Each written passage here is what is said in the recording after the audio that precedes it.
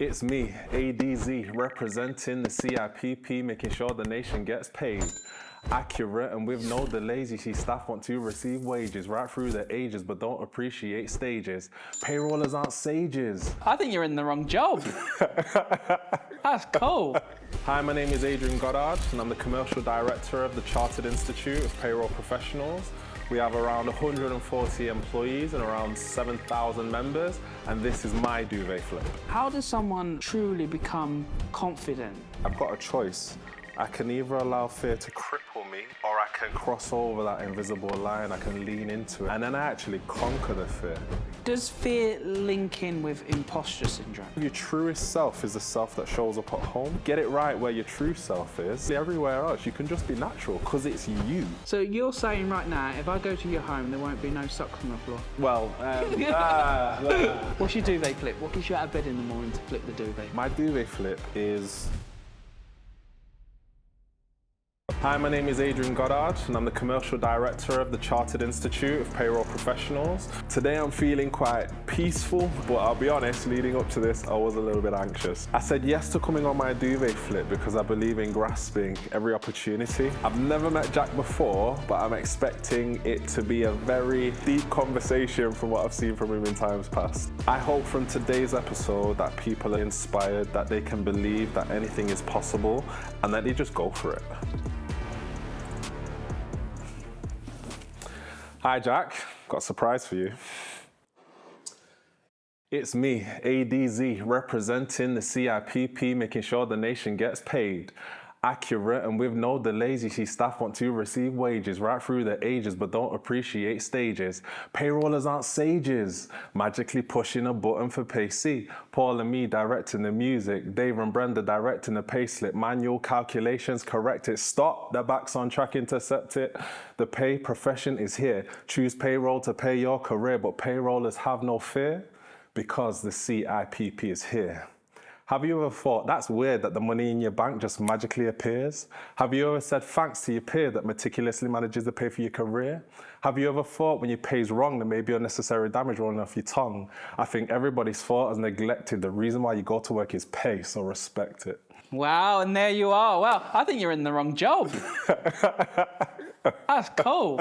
And did you write that from scratch? Yeah, literally. That's cool. I remember I was sat in my back garden, like when we had that heat wave in June, and after work, I sat in the garden, beautiful sunny day, I was just relaxing, and then one of our other directors, because he does a bit of producing in his spare time, he sent me a song. So, I listened to it a few times, and I just felt inspired. So literally 10, 15 minutes later, I wrote all of that. No AI support, literally just creative. I love it. You know what? And thank you for sharing that on the show. That is different, and I like it. I think you're in the wrong career. You need to say to Jason, here's my notice. No. It's just I'm going to do the rapping. No, it's just something for fun. You know what? And this is what it's all about. The payroll industry is so incredible, and we're gonna get into that in the second half. But I want to learn a little bit about you. Now I know you like a bit of rapping. Tell me where it all started for you. Do you know what, to be honest, it all started in college and high school. I used to write a lot of poetry, so it was a form of expression. I don't think I was, well, now looking back in hindsight,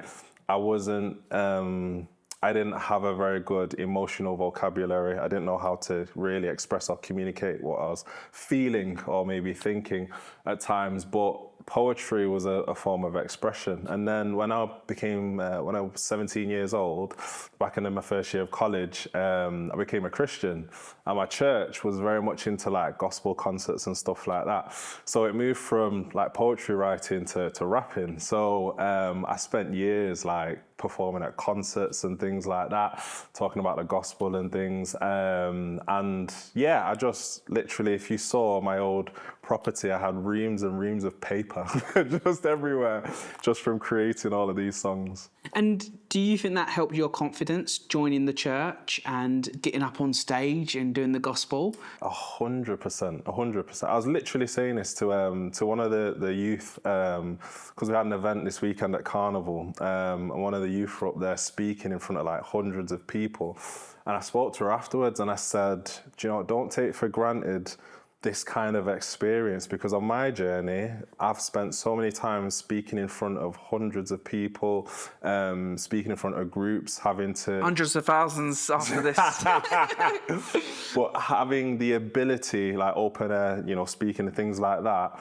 And, I mentioned earlier before we started, like crossing that line of fear and actually stepping into, that place of confidence.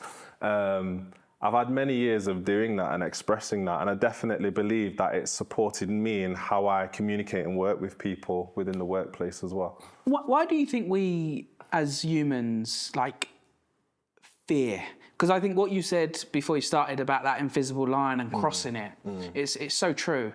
Because it's not really there, is it? Nothing, when you give it a go, you run, but the feelings are. But how does someone truly become confident and move over the fear to step over that invisible line? I think ultimately it's a choice. I believe it's a choice. Like I said, to me, it's whatever the situation is that you're facing. So like today, for example, right? Facing a situation whereby I've got a choice.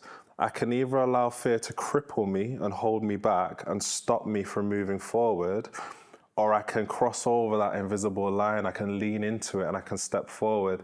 And then I actually conquer the fear. Now, has the fear gone away? It doesn't necessarily mean that it's gone away. It doesn't necessarily mean that the emotion's gone away, but I've made a decision to overcome it. And therefore I step into confidence. And does fear link in with imposter syndrome? Or does imposter syndrome create the fear, or vice versa? And is there a difference between the two in your kind of line of work? I think it's probably interchangeable, to be honest, or at least from my own experience. I remember one distinct time where I experienced imposter syndrome, right? It was my first director role. I was a sales director for an organization that had about 5,500 employees, and I was a pool of probably about 400 directors in the organization. And I was picked to be one of about 10 people to go on a managing director mentorship program. It was a program for basically leaders with really high potential to be able to run their own business units. So we're at this offsite event, right? And what we had to do, we had to line up in order of tenure. So there were people that had been in the business for about 2 decades, 15 years, 18 years, 8 years or whatever. And then there's me, I'd been there for about 9 months, but I'd been picked out as this high potential, leader. And at the start of the line, I very much felt that imposter syndrome that I shouldn't even be in this room. These people, they've earned their stripes, they've been here for so long. But then as they went down the line, my thought process changed, and I thought, hold on a minute. If I've been here around 9 months and they've highlighted me as being one of the highest performing or highest potential leaders, that's a form of privilege. That's the fact that I've shone and they've seen something about me as to why they've chosen me to be a part of these 10 people. If anything, it should be the opposite. Why has it taken so long for others to get to that place? Because I've been able to do it so quickly. And that's turning it on its head, right? I thought you was going to say they're going to say height order, because I'd be right at the beginning. That's the shortest. Stop it. But that's a great way of looking at it, right? You can look at it as, why should I be here? I've only been here 9 months. This person's done a decade. But then you actually flip it. Why are they doing it just now? Exactly. I love that. Exactly. What's your advice to anyone who is experiencing imposter syndrome, fear? You said it's a choice, and I love that. It is a choice. But how do you get to the stage of making the choice? I think you've got to, at least from the way how I think about it, it's a question of, if I don't make this decision, am I going to be able to live with the regret of it? Am I going to be happy to allow that fear to cripple me and hold me back from that which I know or which I believe I should be able to achieve and be able to acquire? And, for example, starting with a song, right? I didn't have to do that, right? I didn't have to put myself out there like that. But I know if I would have conducted this today with you and I wouldn't have done it and I would have been fearful of it, I would have regretted it. And I wouldn't have wanted to live with that regret. So therefore, if anything, for me, I want to try to grasp and take advantage of every opportunity possible to show my full self and to be able to truly shine. So I'd encourage anyone to just grasp the opportunity, because you don't know whether it's going to be there again tomorrow, and you don't want to live with that regret of not doing it. And I love that you did the song, because it's your authentic self, it's you owned it. I think it was brilliant. Thank you. And it's true, isn't it? Like, you could have came in here and said, actually, I'm thinking of doing a song, I won't do a song, and then the only thing you'd have been thinking about afterwards is, oh, why didn't I do the song? Exactly. I don't want to live with that regret. So how did you get into payroll? Like, No, that's a funny story. like out of every industry, obviously payroll, as we've heard from Jason, payroll, is it 420 billion worth of money that it payrolls? Like, how did you get into payroll? Well, have I got that number right, by the way, or have I just made that? It's knocking closer to 500 billion in regards to what it contributes to government revenues. But yeah, we'll go with that. We'll go with that. I don't want to be cancelled for getting information wrong, you know. But yeah, my intro to payroll. So, to be honest, I probably should have been rejected by payroll because what happened was, at the time I'd worked for a utility organisation. I was there for about 3.5 years. I had a promotion halfway through that period. But I was ready to move on. I was like my early 20s. So I kind of made up my mind, and I couldn't really shake the fact that I wanted to move on in my career. So I was going for job interviews. And I remember the day when I had the interview with this payroll organisation. I was driving back home from an interview that I had face to face, and the phone call rang in my car. So I put it on loudspeaker. I was like, "Hi, it's Adrian." And they said, "Hi," and he said, "I was just calling you for your interview." And I totally forgot. I actually forgot that I had a telephone interview at that time with this payroll company. So I had to very quickly just pull over and kind of get my bearings and prepare myself. And then we conducted the interview. I knew I was on the back foot already, but I thought I'm going to have to absolutely nail this, otherwise I've got no chance in it going any further. Thankfully, it went really well. I think that was a Tuesday, January 2012. They invited me in on site on the Thursday. And even in the interview, they wanted to do a role play. And I said to them, do you mind if I stand up? Because I just feel like I can communicate a lot more confidently. And I talk with my hands, I'm quite animated, right? So they're like, yeah, fine if you want to do that. And they were so impressed with what I did in the interview. They asked me to stay behind a bit longer. And they said, do you mind if we do the final stage right now? And that went well. And they ended up offering me the job the following morning. That's amazing. Yeah, and then I started a few weeks later. You could have easily, in that moment, said, I'm driving, I didn't know the interview was happening. It's all right, they can reschedule. Because you get that a lot. Yeah, we have over 10,000 people that apply a month to come and join us, and a lot of them are young people. And then they'll say, you'll ring them, and you're like, oh, yeah, I'm a bit busy at the moment. Can I call later? If not now, then when? Exactly. So what's your advice to anyone who's, obviously you pulled over and you need to make sure you're in a safe environment and stuff and all those kind of T's and C's. But like, what is your message to anyone who's applying for jobs right now at interview stage? I think what I'd say to them is, one, seize the moment. Don't allow your own mental blocks, to stop you from pursuing whatever the role is. Seize the moment, seize the opportunity. Bear in mind, I was saying this to my nephew not too long ago, because he's in his early 20s and he was having some challenges in getting a new role. Thankfully, he's got a job now. But one thing that I said to him, what I'll share, is that organizations are going to interview a multitude of people. There'll be people who meet the criteria from their CV. There'll be people who turn up and they come across as competent. What is it that's going to set you apart from everybody else? Why are they going to remember you over all of the other candidates that they're coming to see? So however you show up going through that process, make sure that there's something that sets you apart. And the best way you can do that is to just allow you to shine through, because no one can do you better than you. Hello, Otto Sergey. Hello, Mr. Alexander. Are you looking for a credit card? Oh, he's good. With Otto Sergey's handy credit card feature, he'll check your chances of approval before you apply, without impacting your credit score, taking the guesswork out of finding a credit card. Simples. Hey, that's my line. I want to talk a little bit about having people around you that support you. Like, tell me a little bit about your people around you. What do you think is important who are the people important to have around you? I think on my journey, I think I really came to the understanding as to me needing that community and that counsel around me. Probably back in 2021, 2022, around that time.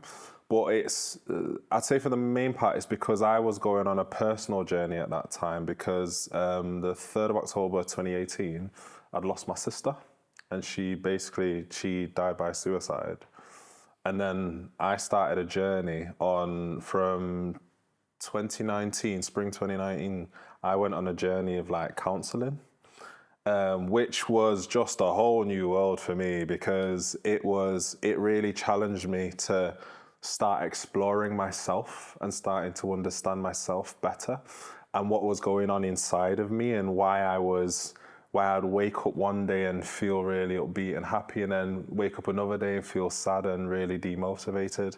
And then a couple of years, so I was going on a counselling journey over a number of years. And just to talk about the counselling journey for a minute, was you open to it, or was it more of a, because I've had a lot of people say you should go and see a counsellor, you should go and do this. For you, was it easy for you to go and see a counsellor? No. Listen, so my wife was the one who had to convince me to go and see a counsellor. To be honest, even before my sister passed, she was like, you should probably see a counsellor anyway. Just life, right? Yeah, life comes at us all. Exactly, right? But that was a kind of breaking point where I was like, no, you need help. You need to reach out, and so I did have a counsellor. And I still remember the first session. They said to me, "What do you feel, and where do you feel it?"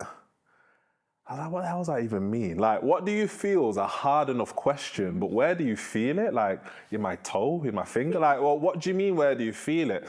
But that always stuck with me, and it caused me to start searching inside of me as to what's going on with me. Where are my triggers? Where am I at my best? Where am I at my worst? What are the things that happen leading up to me getting to a certain point, whether I'm low mood or, feeling really happy? And it enabled me to start to develop an emotional vocabulary in being able to articulate what was actually going on inside of me as a person, which I think has been so important for me to have as a leader, because, going on this leadership journey, the further I've gone on that journey, up to directorship, it becomes a lot lonelier. Mm-hmm. And there's a much smaller pool of people that you can actually confidently confide in and be able to connect with. So yeah, looping back to your original question about, what are the kind of people that I have around me, I think especially completing my professional coaching leadership qualification in 2022, that helped me to see that I need 4 key people or types of people in my life. I need a trainer, somebody who can impart knowledge into me. And that doesn't necessarily have to be a person. It could be books and things like that, right? But just the depositing of knowledge and learning. I need a counsellor to help just me navigate all of this, what's going on. I need a mentor, somebody who's already blazed a trail, they've gone before, they can give me guidance and advice and help me to navigate where I'm at and where I'm going. And I need a coach, somebody who is able to really challenge my thinking and to be able to draw excellence out of me so that I could become much better, And one coach that I'll highlight, a guy that I met in 2018, he was coaching me for about a year. And I had my life vision. I could talk about that a little bit later as well. But my goal, I think I said to him at the time, I was in my late 20s, I said to him at the time, I want to become a director by the time I'm 40. And he really challenged my thinking. And he said to me, he said, Adrian, he said, I challenge you to do that in half the time. And for you to have the belief that you can actually achieve that in half the time. And lo and behold, I became a director at 33. But it really provoked something in me to say, well, why is 40 the benchmark? Why does it You have said to 40 is the right age. Exactly, right? Why not now? Even though they do say, you hear the saying everywhere, life begins at 40. Yeah. I hear it everywhere, so I can't wait until I become 40. So it's all, yet again, go back to the mindset, right? If you feel like you can achieve something in that period, you will. But if you actually say, if someone challenges you, like your coach did, saying, you know what, why don't we knock a few years off of that? Yeah. You can get there. Do you think we put barriers in our own minds? I definitely believe so. And I think for me, I mean, if I tie into my own like culture as well, like being a black male, especially in leadership circles, there has been that natural barrier that I could only go so far. And I think I'm grateful that my faith especially has helped me in believing that actually anything is possible and to kind of break the glass ceiling in my own mind. Because I don't think, you're lucky if you have people in your life who believe more for you than you do, but actually you have to believe it for yourself. Otherwise, you're probably going to be pigeonholed, or you're not going to be pushed out of, that kind of comfort zone, if you want. And so with me having the belief that anything's possible and I can achieve anything, that really helped me to find myself being comfortable within circles where many times I was the only person who looked like me or taught like me or came from my background or, grew up on a council estate, with a single parent mum and things like that, that it didn't matter because actually I'm on my own journey and I do belong and there's no limit to how far I can go. Did you ever think in your mind, because one of my former mentors was Chinese. Okay. Really impressive woman. And she used to say, Jack, I used to go around the table and ask where the others are. And she used to say, where are the others? And if the others are not here, should I be here? But what is your message for, I want to talk to the young black men right now who want to get into leadership. Mm-hmm. What's your message to them? Because you've gone and done it. Well, my first message is to them that you've got an example here. And I'm not the only black leader in industry. There's a multitude of them now, right? But I'm an additional example for them. I've worked my way up to directorship. I'm also about to start another role on a committee, a finance and performance committee for a college. I'm working my way up to board level as well. Part-time rapper. But there are no limits if they believe, and you mentioned something a bit earlier when we were talking privately about consistency. I think another thing that's been really helpful for me is that I did have to grow up very fast in that I got married at 20. I had my first child at 21. I've now got 3 kids who are 15, 14 and 11, and I've got a wife who has consistently challenged me to be better and to do better. And even simple things like our home environment and being consistent at home, simple things like pick up your socks or make your bed in the morning or don't go to bed without the dishes being washed or, there's a little thing on the floor, pick it up, put it in the bin. It might seem simple and small, but I believe your truest self is the self that shows up at home. Mm. And through the work that she's been doing with me, because of how I've showed up at home, it's actually facilitated how I operate outside the home. So you're saying right now, if I go to your home, there won't be no socks on the floor? That's correct. Well, I like to say... I was rushing this morning, Jack. I had to get here on time. But most of those disciplines are in play. And I think we believe as a household, demonstrate those behaviors at home, demonstrate healthy communication, demonstrate good financial management, demonstrate what it looks like as a couple in regards to how a husband and wife should treat each other for our children, demonstrate our kids being listened to and what they have to say being respected as well. Demonstrate the right morals and behaviors. And if we can get it right in our most vulnerable space, where theoretically you could argue it's most difficult to get it right there, then it should be a doddle outside the home. Because like, you can be one way at home and then you can put on a mask and act a different way outside of the home, but that's not your true self. You know, if you get it right where your true self is, then actually everywhere else you can just be natural because it's you. Absolutely, I agree. And how I want to talk a little bit about your industry, because it's so fascinating, and I don't think enough people know how exciting it is. Why did you go into payroll? Like, what was it for you? Like, utilities to payroll.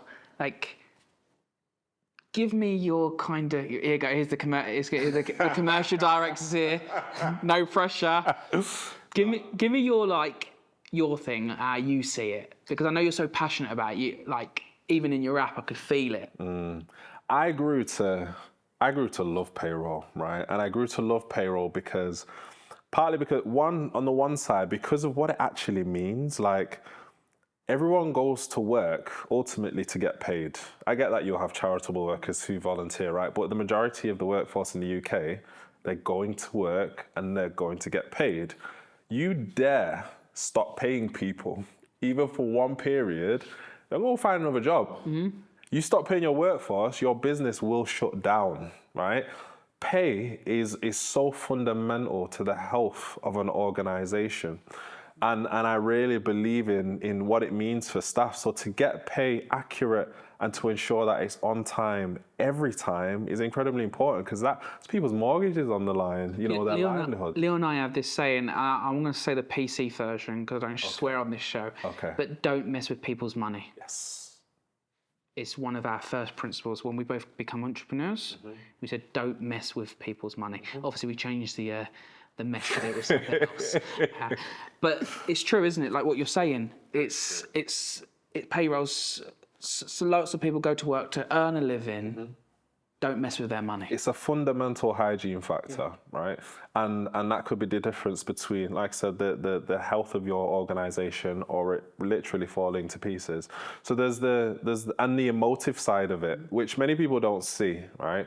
Many people don't see the emotive side in that if for whatever reason that pay hasn't landed or that pay is incorrect, you will typically have quite a distraught employee in communication with whoever's in charge of that payroll function or that payroll administrator, and that payroll professional has to navigate that and deal with that. And many times, it wasn't actually the fact that the payroll professional hasn't gone through the right processes or completed what they needed to, the calculations. It might have been somewhere along the chain in where that information is being communicated, something's happened or gone wrong, and that's resulted in therefore somebody's pay being wrong. But the payroll professional has to deal with that. They've got to manage that with the individual. But on the other side of the fence, my wife, she's a qualified accountant and a qualified teacher as well. Wow. But she was an accountant first. So I'm in this software and services organization for payroll, doing my thing with software supporting payroll professionals, accountants, bureaus, SMEs, mid-market organizations. While at the same time, I've got my missus at home who's literally like living it as a part of what she does. And probably the most interesting part for me, which was really a kind of transitional period, especially me being more credible as, you know, supporting the payroll industry, was when my wife moved into teaching. I was almost a bit of a guinea pig for her teaching, for her lessons. So subsequently, I learned how to calculate payroll manually, and I could understand what the systems were doing in the background. So it was more than just, the software works like this or the service offerings like this. I could actually articulate why and what it actually meant for what the output was, which I think made a world of a difference in my performance, my ability to provide software services to the payroll profession, and even the support and development that I've been able to give to the staff that I've been responsible for in their journey in the profession. And so in your role, what does your role do? Like, commercial director? So as a commercial director, I'm responsible for all things sales, marketing and events within the Chartered Institute. So basically the growth of the Institute, its reach within the market space, how it really presents itself to the outward market, our brand, our tone of voice, how we really work with and impact those who are connected with payroll. And it's not just payroll professionals who process payroll, it's those who are also connected with the payroll profession. So you might be in sales or marketing or operations, or you might be a consultant, you might even be a product developer. Someone like, we had the CEO of KPMG on, John Holt, so someone like him. Somebody like him, we would typically be able to support, and especially because we're going through an interesting time at the moment, not just within payroll, across many professions with AI. What we're doing now is we've changed some of our curriculum in that we've just released a new level 5 qualification. One of the core modules is about AI and payroll robotics, in how we're preparing the payroll profession for this transitional period. And how do you see AI stepping in, stepping out? Where will it step in and step out? Like, what's your kind of prediction? I think it's definitely going to change how the profession operates. Payroll, it's probably one of, if not the oldest profession, in that from, centuries ago, people got paid for what they did, Sticks and stones, right? Exactly right. And the payroll profession is not going to go away. What AI is going to do is going to change the mechanics of how the profession works. It probably will automate a lot of tasks and help to streamline how we operate. But as a payroll professional, you're always going to need somebody to be able to navigate the pay, ensure that organizations are compliant with what the HMRC requires. You're always going to need those professionals who are strategically placed to be able to, in essence, optimize the pay cost in regards to how that might relate in performance and various things like that. Because pay in most organizations is usually their largest form of expenditure, or their largest cost item. You want to make sure that you're getting the most out of your workforce with that item, and you need people to manage and navigate that so that you can operate as successfully as possible. And why should anyone get involved with the industry? Like, what is your message to people that might be sitting here, especially the younger people, or returners to the workplace who may think, actually, I'm going to go and see what's going on over in payroll, I'm going to try and get a career in it. Why should they join the industry? I think it's just such an incredibly interesting industry. Like I said, it's one of the key fundamentals of how an organization operates. It's all about pay. If anyone thinks of pay, you think of your wages, you need to be thinking of the payroll industry and the CIPP, as we've got a royal charter to represent this industry, and it could take you in many different directions. The payroll industry has brought me here today in speaking with you. Who would have thought that? Who would have thought somebody who, from the story I told you earlier, I probably shouldn't have even got into the payroll industry in that interview, to now being the commercial director of the Chartered Institute for the Payroll Profession. And it's just an incredibly exciting industry to be a part of. I think there's people, even within the CIPP, who have had to travel globally in supporting, payroll provisions and how payroll operates. I was speaking to somebody at an event that we did a couple of months ago, and they traveled over from Dubai to come to our event. That is cool. That's what I mean, and they're part of our payroll profession. So it can take you in many different directions, but the actual purpose of it and the importance of it is so vital to the UK economy and to our government as well. It's a very special industry to be a part of. And what do you think, and what are you doing to get more people involved?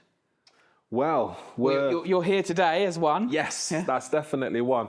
We're broadening the net in regards to how we engage with the payroll profession as a whole, literally starting from grassroots. So we have our schools project that we run, whereby we visit various schools and colleges throughout the UK to communicate, financial health and just understanding pay slips and things like that for those that are about to transition into the working world, and also to help to inspire them and build awareness around the payroll profession. We are increasing our channels and mediums for how we communicate about the payroll profession as well.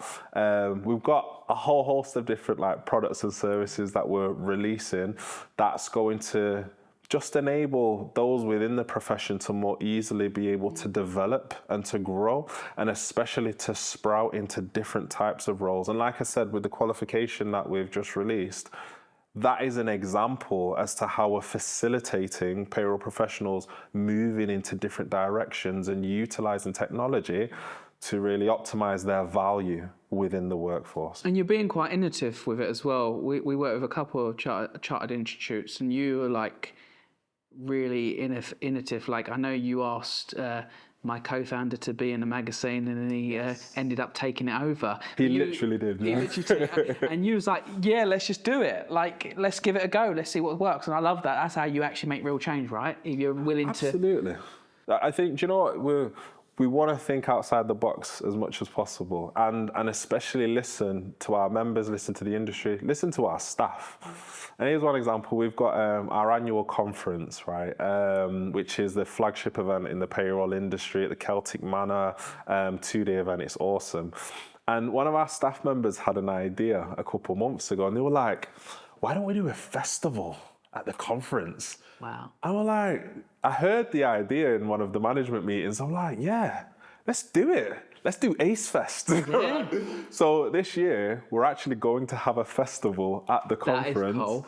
And it was one of our younger staff members. It was just an idea, but it's things like that we're willing to do and to just. So you're gonna be rapping at the festival, right? Is that maybe?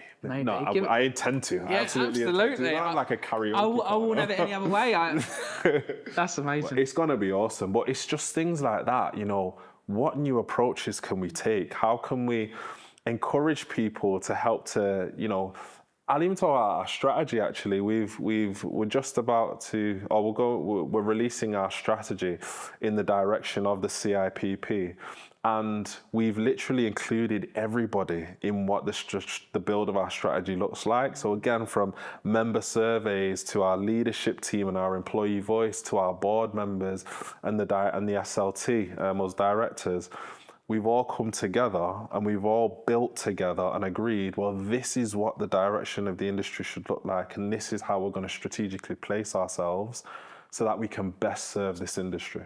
I love that. We only got time for 2 more questions. Are you ready? Okay. What would you say is your invisible success?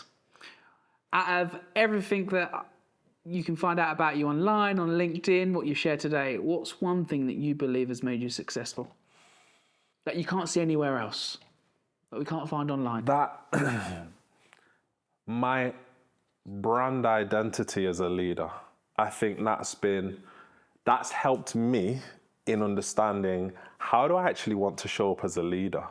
I thought about my brand back in 2018, 2019. What do I want to be known for? And I came up with the 3 C's. And if you look at my LinkedIn profile and the testimonials, you'll probably see most of the testimonials tie into these 3 things. It's coaching, culture, and communication. That's my invisible necessity, knowing my brand and presenting that. So coaching, in that I always seek to empower people and draw the potential out of them and give them room to grow and to be their best. Culture, in fostering a winning mentality, in cultivating a creative environment where people can really flourish and grow and have a good time doing it as well. And communication, in that irrespective of whatever level of hierarchy, that we can connect and we can engage with one another. And, you know, I love the fact that any of the staff members within our institute at any time, they just message me or call me, or we could just talk in the office. And it's just that health.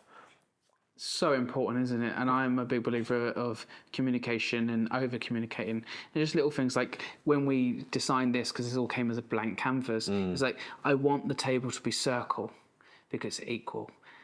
Like, because you can have the square table and you can have the seat, like, and that's just why I wanted it. And I wanted to make the table big enough where people had space to breathe. And it's just those little things, isn't it? It's having those safe environments so you can have the communication. Are you ready for my final question? I think I am, Jack, yeah. Cool, let's do it. What's your duvet flip? What gets you out of bed in the morning to flip the duvet? My duvet flip is the vision for my life. And what the vision for my life is To be honest, ultimately, my vision is freedom, right? And my wife always used to ask me, what's your vision? What is it that you want to do? And what I realized in my mid-20s, I just want to be free. Not to just be like a couch potato and just sit down and just watch TV all day, but be free to do that which I'm most passionate about and that which I love.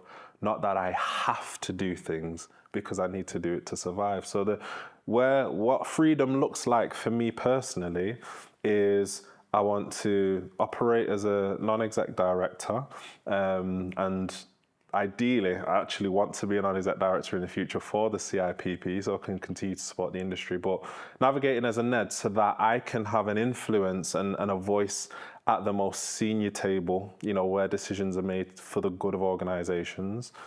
Build out a property business, not for the sake of just having a big portfolio, but more so for some of the things I talked to you about earlier.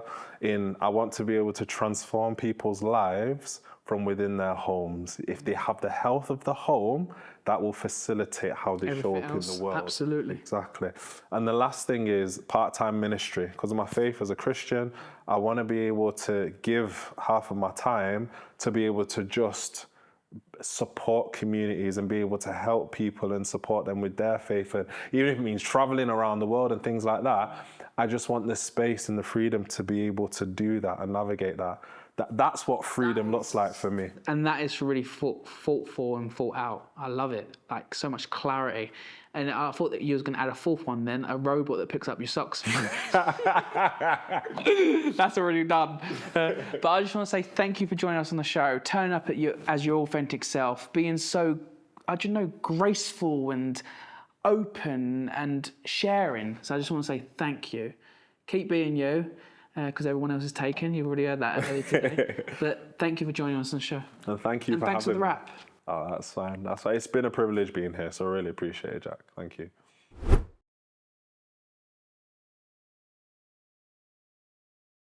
I really enjoyed that. That was awesome. It's not finished yet, though. We've got to do some more bits. Oh, is it? Yeah.